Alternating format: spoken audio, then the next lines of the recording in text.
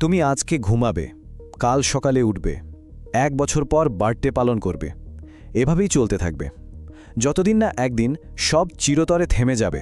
কিন্তু কি হবে যদি সেই থেমে যাওয়া জিনিসটা আর কখনো না আসে?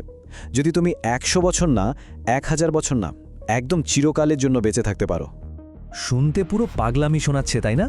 কিন্তু ঠিক এই মুহূর্তেই পৃথিবীর সবচেয়ে বড় বড় বিজ্ঞানী, গুগল, অ্যাপলের মতো টেক জায়ান্ট আর জেফ বেজোস, ইলন মাস্কের মতো বিলিয়নিয়াররা ঠিক এই একটাই কাজে কোটি কোটি ডলার ঢালছে, মানুষকে অমর বানানো। আর সবচেয়ে ভয়ঙ্কর বিষয় হলো, বিজ্ঞান বলছে এটা আর কোনো সায়েন্স ফিকশনের গল্প নেই, এটা সত্যিই ঘটতে যাচ্ছে। আজকের এই আলোচনায় আমরা জানব বিজ্ঞান ঠিক কতদূর এগিয়েছে। আমরা দেখব বার্ধক্য আসলে কি, অমরত্ব পাওয়ার সেই 3টে বৈজ্ঞানিক অস্ত্র, মাইন্ড আপলোডিং বা ডিজিটাল অমরত্বের কনসেপ্ট, বিলিয়নাররা ঠিক কোথায় টাকা ঢালছেন, আর একদম শেষে খুঁজব একটা উত্তর। সত্যিই যদি অমরত্ব আসে, সেটা কি আমাদের জন্য আশীর্বাদ হবে নাকি মানবজাতির ইতিহাসের সবচেয়ে বড় অভিশাপ? চলো শুরু করি। 1 নম্বর পয়েন্টে আসি।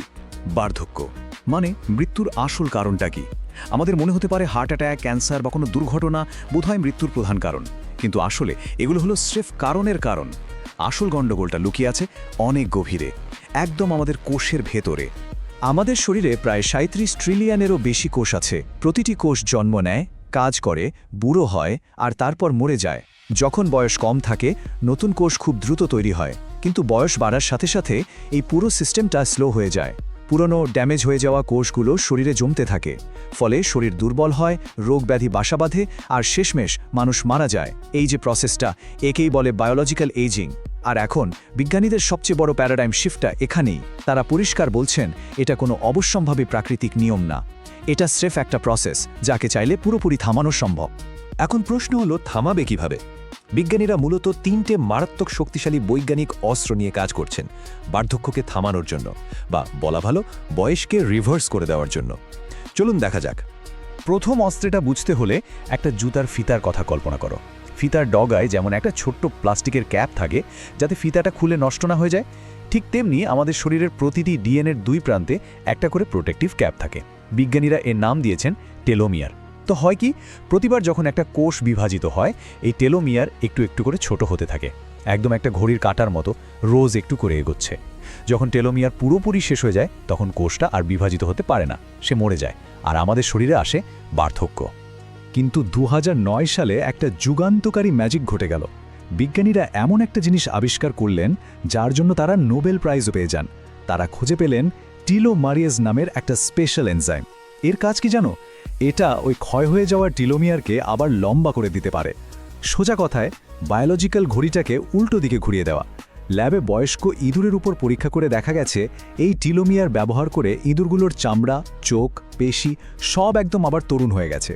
মানুষের উপরও ট্রায়াল চলছে। বিজ্ঞানীরা বলছেন বয়স ধরে রাখার এটাই হবে প্রথম চাবিকাঠি। এবার আসি দ্বিতীয় অস্ত্রে, সেনোলিটিক ড্রাগস।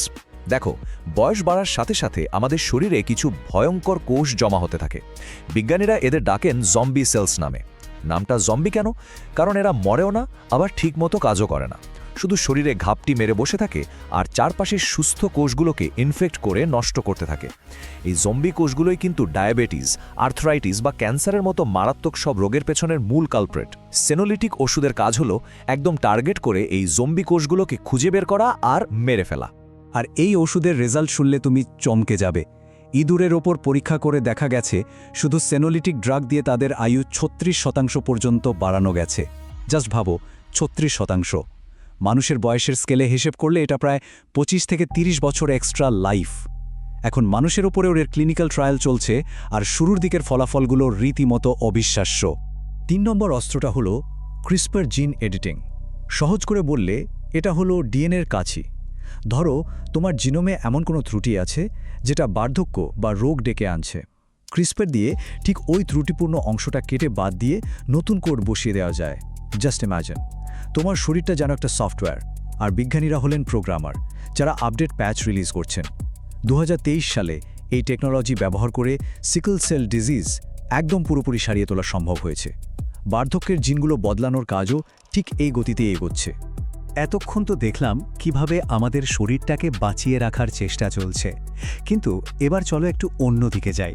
ধরো কোনো কারণে শরীরটাকে বাঁচানো গেল না, কিন্তু যদি তোমার মনটাকে বাঁচানো যায়? এখান থেকেই শুরু হচ্ছে ডিজিটাল অমরত্ব বা মাইন্ড আপলোডিংয়ের কনসেপ্ট। ভাবো তো, তোমার স্মৃতি, প্রিয়জনের মুখ, ছোটবেলার সেই বৃষ্টির গন্ধ, তোমার ব্রেনের প্রতিটি নিউরন, প্রতিটি কানেকশন যদি একটা কম্পিউটারে কপি করে সেভ করে রাখা যায়। গুগলের এআই এক্সপার্ট রে কর্জওয়েল ঠিক এই প্রেডিকশনটাই করেছেন। তিনি বলছেন 2045 সালের মধ্যেই মানুষের মন পুরোপুরি ডিজিটালাইজ করা সম্ভব হবে। আর এটা হাওয়ায় ভাসানো কথা না।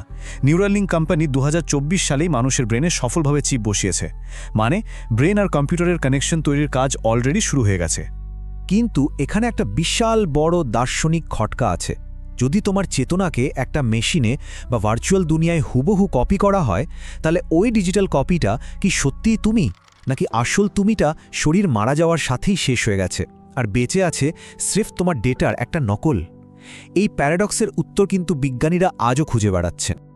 আচ্ছা, এই যে এত অভাবনীয় সব গবেষণা, এর পেছনে টাকাটা আসছে কোথা থেকে?